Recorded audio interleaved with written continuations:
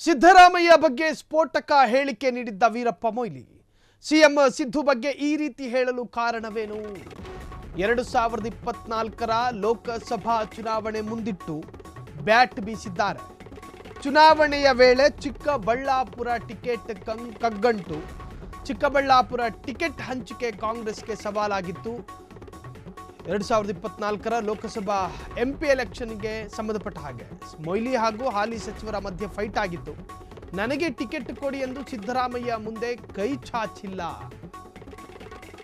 ಮೊಯ್ಲಿ ಹಾಗೂ ಹಾಲಿ ಸಚಿವರ ಮಧ್ಯೆ ಫೈಟ್ ಆಗಿತ್ತು. ಇದು ಈಗಿನ ಕಥೆ ಅಲ್ಲ. ಇದು 2024 ಕಳೆದ ವರ್ಷ ಎಂಪಿ ಎಲೆಕ್ಷನ್ ಆಯ್ತಲ್ಲ, ಕಾಂಗ್ರೆಸ್ನ 8-9 ಸಂಸದರು ಗೆದ್ದು ಬಂದಿದ್ದಾರೆ. ಆ ಚುನಾವಣೆಯ ಸಂದರ್ಭದಲ್ಲಿ ಇದೇ ವೀರಪ್ಪ ಮೊಯ್ಲಿ ಅಂದರೆ ನಮ್ಮ ರಾಜ್ಯದ ಮಾಜಿ ಮುಖ್ಯಮಂತ್ರಿಗಳು ವೀರಪ್ಪ ಮೊಯ್ಲಿಗೂ ಮತ್ತು 2024ರ ಲೋಕಸಭಾ ಚುನಾವಣೆಯ ಟಿಕೆಟ್ ಆಕಾಂಕ್ಷಿಗಳು ಅಥವಾ ಆಸ್ಪರೆಂಟ್ಗಳು ಅಥವಾ ಟಿಕೆಟ್ ಸಿಕ್ಕಿದವರು ಅವರ ನಡುವೆ ಫೈಟ್ ಆಗಿತ್ತಂತೆ, ವಾಗ್ಯುದ್ಧಗಳು ನಡೆದಿತ್ತಂತೆ. ನನಗೂ ಟಿಕೆಟ್ ಕೊಡಿ ಅಂಥೇಳಿ ನಾನು ಸಿದ್ದರಾಮಯ್ಯರ ಮುಂದೆ ಅಂಗಲಾಚಿ ಬೇಡಿಲ್ಲ. ಹಾಗಾದರೆ ಏನಾಯಿತು? ಮುಂದಿನ ಅಪ್ಡೇಟ್ಸ್ಗಳಲ್ಲಿ ನೋಡೋಣ ಏನಾಯಿತು. ಸಿದ್ದರಾಮಯ್ಯ ನನಗೆ ಟು ಜೂನಿಯರ್ ಅಂದರೆ ಸಿದ್ದರಾಮಯ್ಯ ನನಗೂ ಜೂನಿಯರ್, ಅವರು ನಾನು ಸೀನಿಯರು ಅಂತ. ನಾನು ಸಚಿವನಾಗಿದ್ದಾಗ ಸಿದ್ದರಾಮಯ್ಯ ಏನೇನೂ ಅಲ್ಲ, ಶಾಸಕನೂ ಅಲ್ಲ, ಜಿಲ್ಲಾ ಪಂಚಾಯತ್ ಅಧ್ಯಕ್ಷನೂ ಅಲ್ಲ, ಸದಸ್ಯನೂ ಅಲ್ಲ.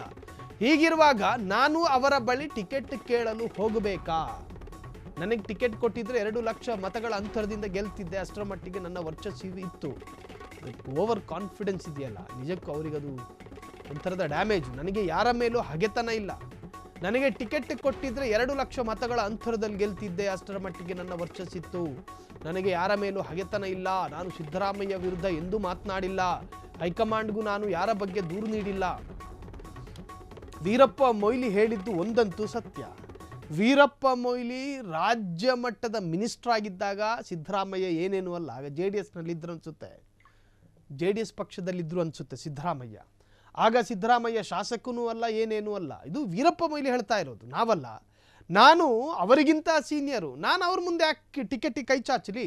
ಒಂದು ವೇಳೆ ನನಗೆ ಕೊಟ್ಟಿದ್ದಿದ್ದರೆ, ಸ್ವಯಂ ಅವರೇ ಏನಾದರೂ ಇಚ್ಛೆ ಮಾಡಿ ನನಗೆ ಕೊಟ್ಟಿದ್ದಿದ್ದರೆ 2 ಲಕ್ಷದ ಮತಗಳ ಅಂತರದಲ್ಲಿ ನಾನು ಯಾವುದಾದ್ರೂ ಒಂದು ಕ್ಷೇತ್ರದಲ್ಲಿ ಗೆಲ್ತಿದ್ದೆ. ವೀರಪ್ಪ ಮೊಯ್ಲಿ ಹೇಳ್ಕೊಂಡಿರುವಂತಹದ್ದು. ನಿಲ್ತಿದ್ದಿದ್ರೆ ಗೆಲ್ತಿದ್ರು, ಸೋಲ್ತಿದ್ರು. ಇದು ರಾಜಕೀಯ ಲೆಕ್ಕಾಚಾರ.